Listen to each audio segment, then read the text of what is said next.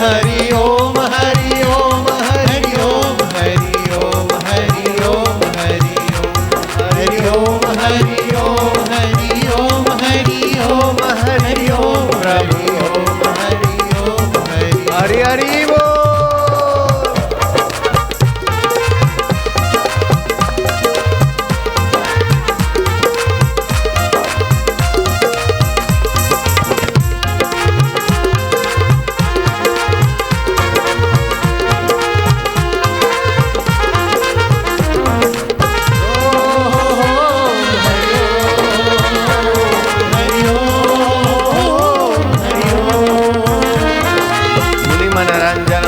भंजन ओम कलिमलहारण भव जगतारण मोह निवारक सब सुखकारक जो कोई गाए भक्ति पाए ब्रह्मा ध्याए नारद गाए मेवाड़ में मीरा बोले सौराष्ट्र में नरसी गाए महाराष्ट्र में नामदेव बोलते ओम बड़ोदरा में तुम हम गाए ओम विश्व भर में गूंजा नाम ओम मंगल मंगल नाम ओम मधुर मधुर नाम हरि ओम।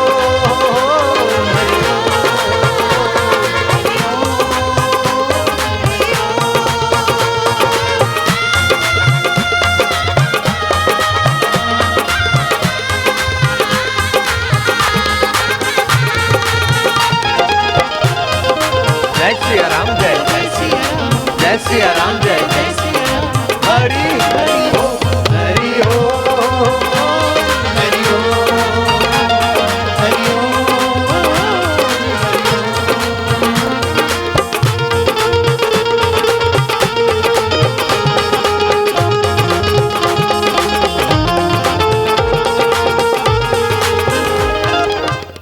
नारायण नारायण नारायण। हसीबो खेलीबो धरीबो ध्यान अहरनिश कथिबो ब्रह्म ज्ञान। खावे पीवे न करे मन भंगा कहे नाथ में तिस के संगा। किसी चीज वस्तु में आसक्त न हो हंसते खेलते परमात्मा की स्मृति परमात्मा का ज्ञान परमात्मा का आनंद जगमगाता रहे। दूर नहीं दुर्लभ नहीं परे नहीं पराया नहीं। जब चाहे दिल ले तस्वीरें हैं यार उस यार की प्यारे की गर्दन झुका ली मुलाकात कर ली। वो थे न मुझसे दूर न मैं उनसे दूर था आता न था नजर तो नजर का कसूर था। प्रेमी भी तीन प्रकार के होते मधुमय प्रेमी घृतमय प्रेमी चापमय प्रेमी। मधुमय प्रेमी ऐसे होते हैं कि जिसके प्रति श्रद्धा है आस्था है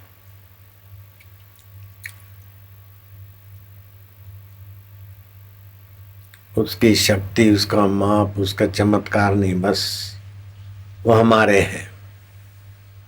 मधुमय प्रेमी अपनत्व से अपने हृदय को मधुमय कर देता है। मधुमय प्रेमी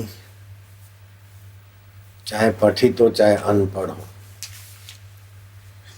चाहे धनवान हो चाहे निर्धन हो चाहे प्रसिद्ध हो चाहे अप्रसिद्ध हो चाहे कुप्रसिद्ध हो लेकिन प्रेमास्पद के प्रति उसको निस्वार्थ प्रेम है निष्कपट प्रेम है तो उसकी और कोई साधना की विशेष मेहनत नहीं है। उसी सद्गुण से उन्नत हो जाएगा।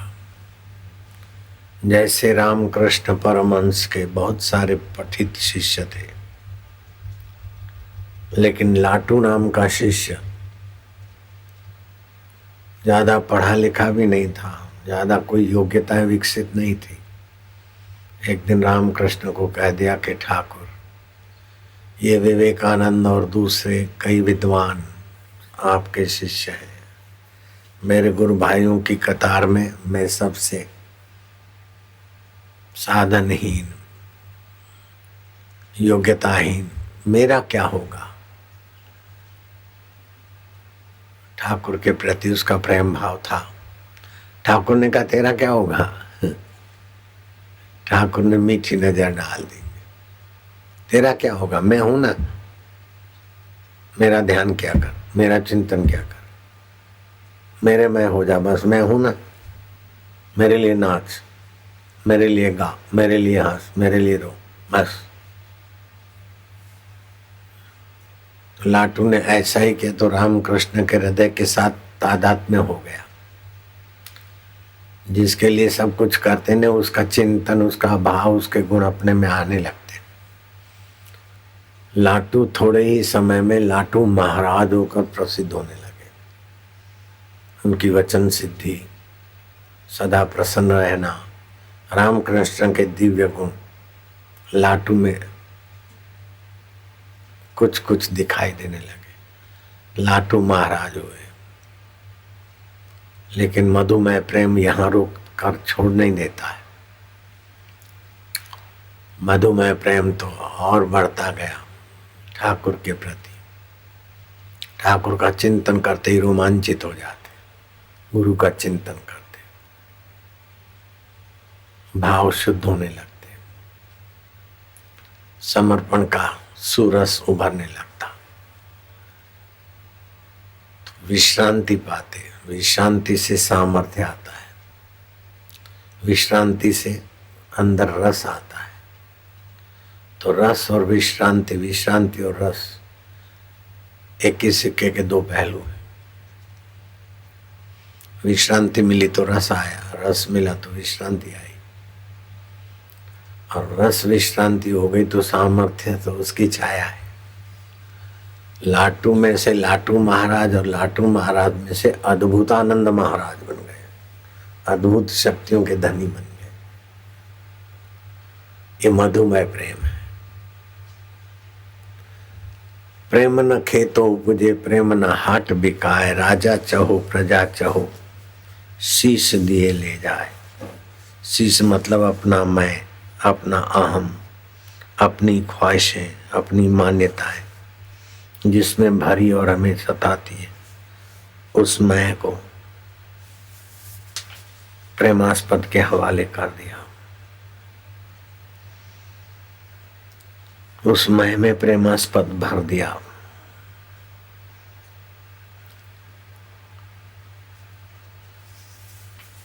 ये मधुमेह प्रेम जिस किसी को नसीब नहीं होता,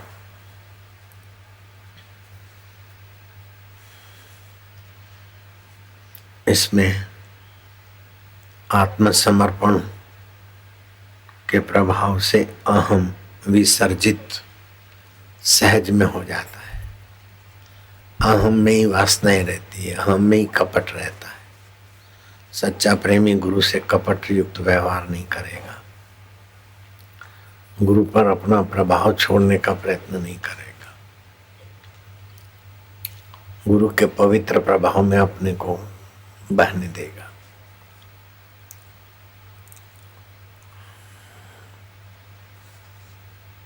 ये पहले नंबर का आध्यात्मिक प्रेम है।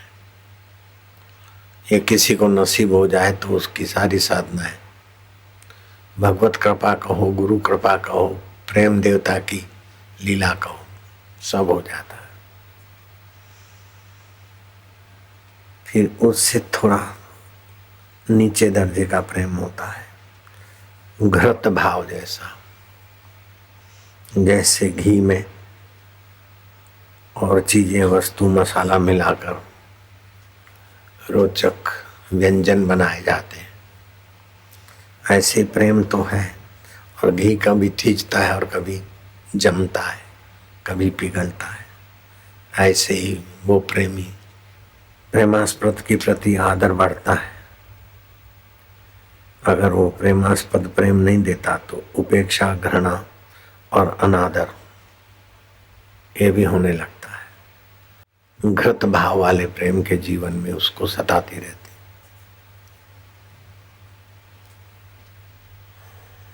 जैसे घी पिघलता है, ठहरता है, ऐसे उसका प्रेम भी बढ़ता घटता रहता है। और उसके अहम के अनुरूप हुआ तो प्रेम बढ़ेगा, और उसके अहम को विसर्जित करने को गुरु कुछ भी प्रयत्न करेंगे तो उसका प्रेम बलवा पुकारेगा, उपेक्षा कर देगा। ये प्रेम तो है, लेकिन अहम और स्वार्थ को सजाकर जीना चाहता है। अहम और स्वार्थ को बरकरार रखकर प्रेम रस पीना चाहता है। तो विक्षेप, अनादर, अशांति के दलदल में फंसता रहता है। तीसरा प्रेम एकदम थर्ड क्लास है, चापड़ा। चापड़ा भाव का प्रेम, जैसे चपड़ा अग्नि पाकर पिघलता है, ऐसे प्रेमास्पद को देखकर अच्छा लगा। और प्रेमास्पद के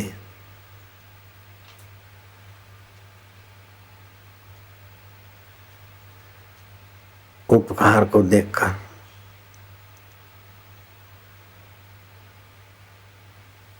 प्रेम भाव उदय होता है। प्रेमास्पद से इच्छा पूर्ति होती है। बेटा अच्छे मार्कों से पास हो गया, बापूजी आपकी बड़ी दया।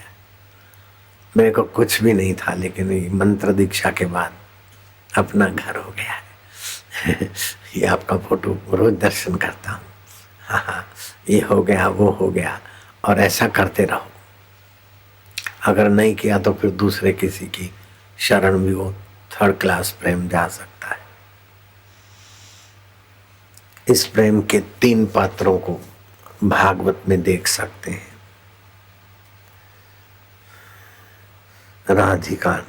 राधिका जी का मधुमय प्रेम है। कृष्ण कैसे भी हो, कुछ भी करते हैं, लेकिन हमारे हैं, अच्छा ही है, वाह वाह, हमारे हैं ना।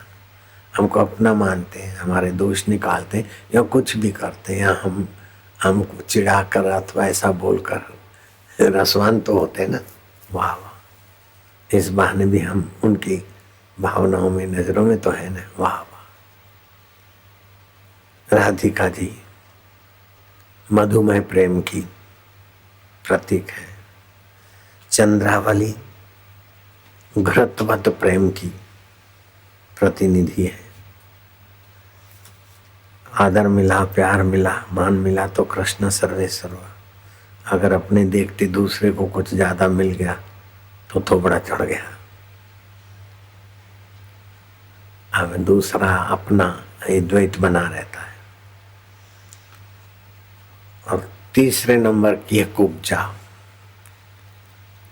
अहेतु की कृपा मिली, सुंदरी सुंदरी ओ सुंदरी ओ सुंदरी, बोलो सुंदर।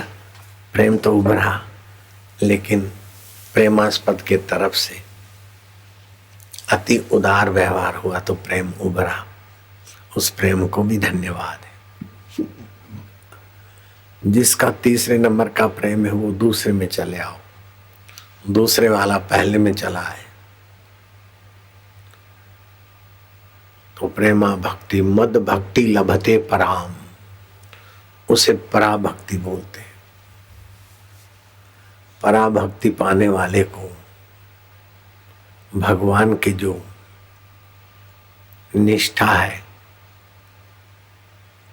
वैसी उसके चित्त में आने लगे। भगवान की सुमृति से भगवत निष्ठा आएगी, सुमृति गई तो फिर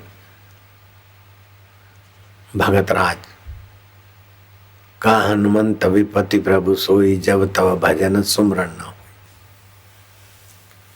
भगवान की सुमृति, इष्टाकार वृत्ति, इष्ट देव का ध्यान, ये सब अच्छा तो है, लेकिन ये सुमृति करनी पड़ेगी, बनी रहे। वेदांत का जो तात्विक परम उदार नजरिया है कि भगवत स्मृति अच्छी है, लेकिन भगवान जिससे भगवान है और जीव जिससे जीव दिखता है, इन दोनों के मूल को खोजो। तो खोजत खोजत कबीरो गयो हेराई, खोजते खोजते मैं खो गया, जिसको खोजता था मैं वही हो गया। नमक की पुतली गई समुद्र का था लेने, समुद्र को खोजने। जो समुद्र को खोजने नमक की पुतली गई, त्यों वह समुद्र मय हो गई। ऐसे ही परमात्मा की खोज खोज में हमारी बुद्धि परमात्मा मय हो जाती। उसको बोलते रितम भरा प्रज्ञा, सत्य से भरी हुई मति, परमात्मा से भरी हुई मति। जैसे लोहे की पुतली है और पारस का स्पर्श हो गया तो आकृति तो वही दिखेगी, लेकिन अब लोहे का जंग उसमें नहीं लगेगा, लोहे की तुच्छता नहीं रही पारस के स्पर्श से। ऐसे ही तत्व ज्ञान से दिखेगा मनुष्य, दिखेगा संत महाराज ये वो, लेकिन अब उसमें जीवत्व नहीं रहा, ब्रह्म हो गया। ब्राह्मी स्थिति प्राप्त कर कार्य रहे ना शेष, उसके लिए कोई करणीय काम नहीं है, उसका ईश्वरत्व जगमगाता रहेगा। ईश्वर का ऐश्वर्य का क्या परीक्षा है कि क्रिया न करनी पड़े, चिंता न करनी पड़े, श्रम न करना पड़े, केवल संकल्प कर दे, देर सवेर वो घटना घट जाए तो आपके अंदर ईश्वर का ऐश्वर्य जो छुपा है वो प्रकट हो गया। भीतर से संकल्प हो जाता है, प्रकृति वो कर लेती है। दुखी आदमी आया, ऑपरेशन सफल नहीं होगा और पैसे भी नहीं है, दिखता नहीं ठीक से। मेरे गुरुजी ने कहा जाओ आंकड़े के पत्ते का दूध डाल दो। आंकड़े का पत्ता तो एसिड है, वो दूध डाल दिया, आंखें ठीक हो गई। दुकान वाले से प्रसादी ली, उसी को प्रसाद रूप में देने लगे। बोले किस खुशी का? बोले जय साईं लीलाशाह। लीलाशाह बापू ने कहा आंकड़े के पत्ते का दूध डालो, तुम नहीं डालना, मेरी आंखें ठीक हो गई। और दुकान वाला उतर के डालता है तो आंखें अंधी हो गई। तो संकल्प, यदि वह संकल्प चलाए, आंकड़े का दूध भी आंख ठीक कर पाए। संकल्प चला तो हेलीकॉप्टर में इतना कुछ क्षति होने के बाद भी संकल्प ने सबको सुरक्षित कर दिया। ईश्वर का ऐश्वर्य, ऐसा ऐश्वर्य का कुछ अंश गुरु के भक्तों में भी आ जाता है। रोटी बनाई तो ओम उभर आया, जो होने वाला है उसका पता चल गया। कोई कुछ बात करता है लेकिन भीतर में उसका कुछ है तो पता चल जाता। ऐसे अंतर्यामी पना, दूसरे के चित्त की दशा का पता स्फुरित होना, ये ईश्वरीय ऐश्वर्य है।